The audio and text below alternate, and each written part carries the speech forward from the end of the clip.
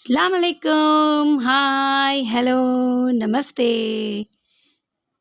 Let's cook with పర్వీన్‌కి స్వాగతం. పాలు విరిగిపోయాయి. ఈ పాలు ఇవాళ నేను వేడి చేయలేకపోయాను. అందుకే లీటర్ పాలండి. కాస్త వేడి చేస్తే మీకు కనిపిస్తాయి విరిగినట్టు. ఒకసారి చూడండి, ఇదిగో. ఇప్పుడు ఈ పాలతో నేను ఒక కొత్త రెసిపీ ప్రిపేర్ చేయబోతున్నాను. పాలు వేడి చేస్తే కలుకుల్లాగా గడ్డల్లాగా మీకు కనిపిస్తాయి. ఇక్కడ చూడండి.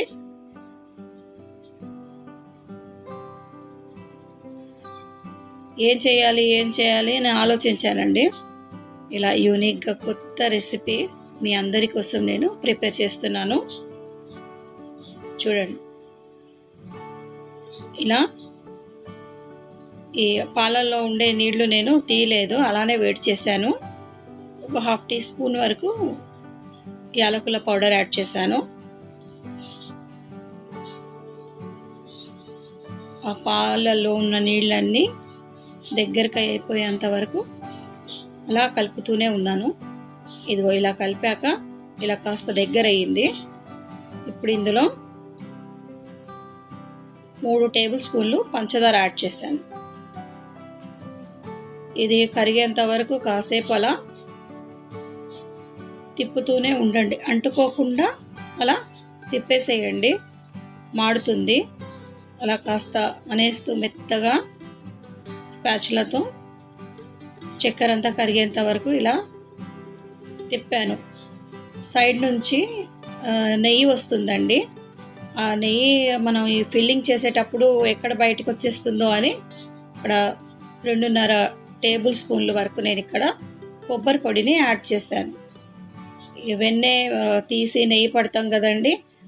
ఈ పాలు మంచి పాలు అన్నట్టు, చిక్కటి పాలు నెయ్యి తీస్తాను నేను. అందులో నుంచి చూడండి, మీకు చుట్టుపక్కల నుంచి నెయ్యి వస్తూ ఉంటుంది. అలా నెయ్యి బయటికి రాకుండా ఉంటే ఈ కొబ్బరి పొడి దాన్ని కవర్ చేస్తుంది అన్నట్టు. ఈ చల్లారాక మనం స్టఫింగ్ లాగా ప్రిపేర్ చేసుకుందాం. 1 కప్పు పిండి తీసుకుంటున్నాను, మైదా పిండి. 1/2 టీ స్పూను ఉప్పు, 2 చిటికెళ్ళు అనుకోండి. 1 టేబుల్ స్పూను ఆయిల్. మీరు ఏ ఆయిల్ వాడితే అది, రిఫైండ్ ఆయిల్ అయితే పక్కా అండి, బాగుంటుంది, వేరే స్మెల్ ఏం రాదు. పల్లీల నూనె అయితే పల్లీల స్మెల్ వస్తుంది, ఫ్లేవర్ కూడా వస్తుంది. దానికి బదులు రిఫైండ్ ఆయిల్ వాడండి. సన్ఫ్లవర్ అయినా ఏదైనా రిఫైండ్ ఆయిల్. ఇదిగో ఇలా పిండిని ఇలా పట్టుకొని చూడండి, గట్టిగా బాగా వస్తుంది పిండి. అలా వస్తేనే, ఇప్పుడు ఏ కప్పుతో అయితే మనం పిండి తీసుకున్నామో అదే కప్పుతో నేను ఇక్కడ కొంచెంగా వాటర్ యాడ్ చేస్తున్నాను. 1 కప్పుకి 1/2 కప్పు వరకు వాటర్ పట్టిందండి. పిండి 1 కప్పు అయితే వాటర్ 1/2 కప్పు యాడ్ చేశాను. పర్ఫెక్ట్గా వచ్చేసింది అన్నట్టు. ఇలా కలుపుతూ మీకు కూడా తెలిసిపోతుంది ఎంత వాటర్ పట్టిద్ది అన్నట్టు. కొంచెంగా యాడ్ చేశాను. చూడండి, 1/2 కప్ వరకు వచ్చింది వాటర్. ఇలా ప్రిపేర్ చేసుకొని పిండిని ఒక 10 నిమిషాల వరకు అలా పక్కన పెట్టేయండి. ఇప్పుడు నెక్స్ట్ ప్రాసెస్లోకి వెళ్ళిపోదాం.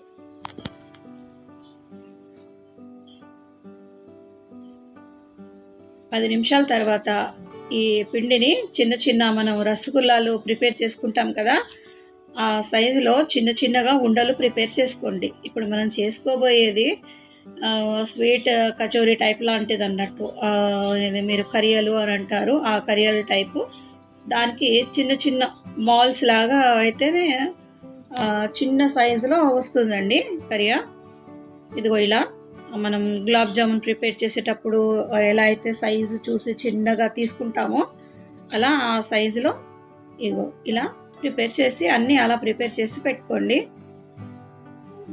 ఒకదాని ఇంకొకటి నేను తొందరగా అన్నీ ప్రిపేర్ చేసి పక్కన పెట్టేశాను. మనం ఫ్రై చేసుకోవడానికి కానీ ప్రిపేర్ చేసుకోవడానికి కానీ చాలా ఈజీగా ఉంటుంది.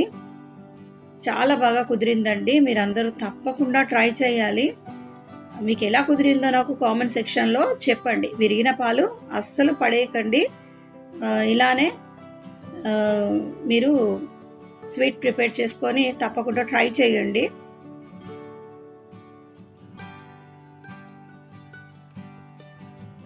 ఈ విరిగిన పాలతో నేను చేసే ఈ రెసిపీ అసలు చాలా యూనిక్గా టేస్టీగా ఉందండి. ఇదిగో ఇలా ఇప్పుడు మనం ఇందాక ప్రిపేర్ చేసుకున్న పాలతోని చేసిన దాన్ని స్టఫ్ని ఇక్కడ నేను స్టఫ్ చేస్తున్నాను చూడండి. ఇదిగో ఇలా ఒక 2 టీ స్పూన్ల వరకు ఆ చిన్న మనం ఫోల్డ్ చేసేసి ఇగో ఇలా చిన్నగా వస్తుంది. ఎంత బాగా వచ్చిందంటే మీరు ఒకసారి రుచి చూస్తే కానీ అబ్బా ఇంత బాగా కుదిరింది, ఇంత బాగా వస్తుంది అనుకోలేదు అని అంటారు. అంత బాగుందండి. తింటుంటే తినాలి అనిపించే అంత ఫ్లేవరు.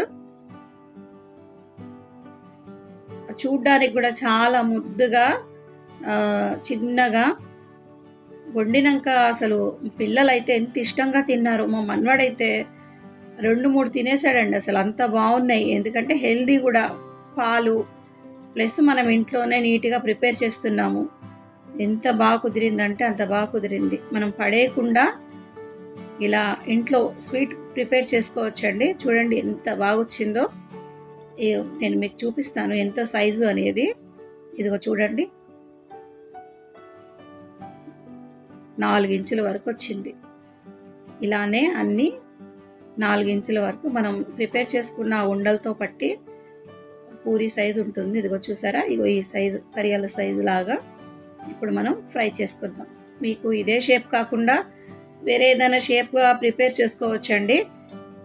నేను మీకు ఇంకో ఐడియా కూడా ఇస్తాను. ఇలా కాకుండా మీరు అది చేస్తారు కదండి భక్షాలు అని, అలా కూడా చేసుకోవచ్చండి. ఎందుకంటే మనం ఇక్కడ స్మూత్గా కలిపేటప్పుడు ప్రిపేర్ చేసేటప్పుడు ఉండలు లేకుండా చక్కగా చేసుకున్నాం కదా, అది అలా కూడా మీరు రోల్ చేసుకోవచ్చు. ఈ 2 టైప్లో కూడా మీరు ఎలా కావాలంటే అలా రోల్ చేసేసుకోవచ్చు. చాలా బాగా వచ్చింది. చూడండి ఎంత చక్కగా ఉందో. ఇప్పుడు నెక్స్ట్ ప్రాసెస్లోకి వెళ్ళిపోదామండి. ఇలా బ్రౌన్ కలర్లో ఫ్రై చేసేసుకొని ఇక్కడ నేను టీ కప్పుతో 1 కప్పు వాటర్ తీసుకున్నాను. అదే కప్పుతో చక్కెర తీసుకున్నానండి. ఇది కరిగిపోయేంత వరకు చక్కగా కలుపుతూనే ఉండండి. ఇక్కడ చిటికెడు యాలకుల పౌడర్ యాడ్ చేస్తాను. ఇక్కడ మీకు కావాలంటే మీరు కలర్ యాడ్ చేసుకోవచ్చండి, కానీ నేను వేయలేదు. ఇది షుగర్ సిరప్ మనకు గడ్డలుగా కట్టకుండా ఉండడానికి ఇక్కడ నేను నిమ్మకాయ ఒక 1/4 టీ స్పూన్ అంతా యాడ్ చేస్తాను. ఇదిగో ఇలా మనం ఎలా అయితే గులాబ్ జామున్ల సిరప్ ప్రిపేర్ చేసుకుంటామో సేమ్ అదే విధంగా ఇక్కడ మేము గులాబ్ జామున్ల సిరప్ లాగానే ప్రిపేర్ చేసేసాము. ఇదిగో ఇలా సిరప్లో డిప్ చేసేయండి పూరీలు. 2 పక్కల షుగర్ సిరప్ ఆ పాకము కోడైపోవాలి. ఇదిగో ఇలా అసలు ఎంత బాగుందంటే ఆ టేస్ట్ మీరు నోట్లో పెట్టుకోగానే అలా కరిగిపోయిందండి. అసలు అంత బాగొచ్చింది టేస్ట్. ఇదిగో ఇలా కోట్ చేయగానే మనం బైట్ చేయగానే ఆ ఫ్లేవర్ తెలిసిపోతుంది. అరే ఇంత బాగుంది ఏంటి అని. అసలు ఎన్నిసార్లు నేను పాలు విరిగితే అలానే ఒట్టిగా కలాకంలాగా ప్రిపేర్ చేసి తినేసాము, కానీ ఇది అసలు ఫస్ట్ టైం ఎంత బాగా కుదిరిందో. మీరు తప్పకుండా ట్రై చేయాలి. అన్నీ అలానే డిప్ చేసేసి ఆ డిప్ చేసినవన్నీ ఒక పక్క కలా పెడుతూ ఉండండి. షుగర్ సిరప్ అనగానే ఇంత చేసేసి అందులో ముంచి తీయకుండా ఇలా కొంచెంగా చేసి అలా డిప్ చేసి పక్కన పెట్టండి. అలా పెట్టడం వల్ల ఈ సిరప్ కొంచెం సిరప్లోనే అన్నీ మనం చేసుకున్న ఈ స్వీట్ కర్రీలు అన్నీ డిప్ అయిపోతాయండి. సరిపోతుంది. 1 కప్పు షుగర్కి 1 కప్పు వాటర్కి మనం చేసుకున్న వాటికి క్వాంటిటీ పక్కగా వస్తుంది, సరిపోతుంది కూడా. రుచి కూడా చాలా బాగా వచ్చిందండి. ఇది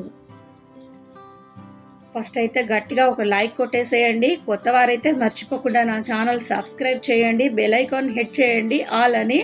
నేను వీడియో అప్లోడ్ చేయగానే మీకు నోటిఫికేషన్ వచ్చేస్తుంది. ఇదిగో ఇలా అన్నీ డిప్ చేసేసుకోండి. చూసారా ఎంత బాగున్నాయో. కావాలంటే మీరు కలర్ కూడా యాడ్ చేసుకోవచ్చండి సిరప్లో. నాకు కలర్ వేసుకోవడం ఇష్టం లేక అలా నేను ఉట్టిగానే డిప్ చేసేసాను. నాకు న్యాచురల్గానే అలా నచ్చింది. ఇదిగో చూడండి, మనం ఇప్పుడు సర్వింగ్ ప్లేట్లో తీసేసుకుందాము.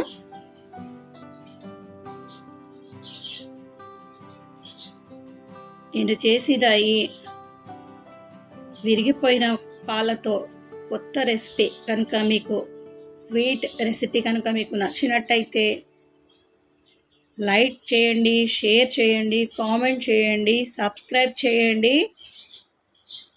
మర్చిపోకుండా బెల్ ఐకాన్ హిట్ చేయండి. నేను వీడియో అప్లోడ్ చేయగానే మీకు నోటిఫికేషన్ వచ్చేస్తుంది. ప్లీజ్ అండి, మీరు నాకు ఎంతో సపోర్ట్ చేసిన వారవుతారు. చూడ ఎంత బాగా వచ్చిందో అసలు, చూసారా? నోరు ఊరుతుంది కదా చూడగానే. మీరు కూడా ఒకసారి ఈ రెసిపీ ట్రై చేయండి. Thank you for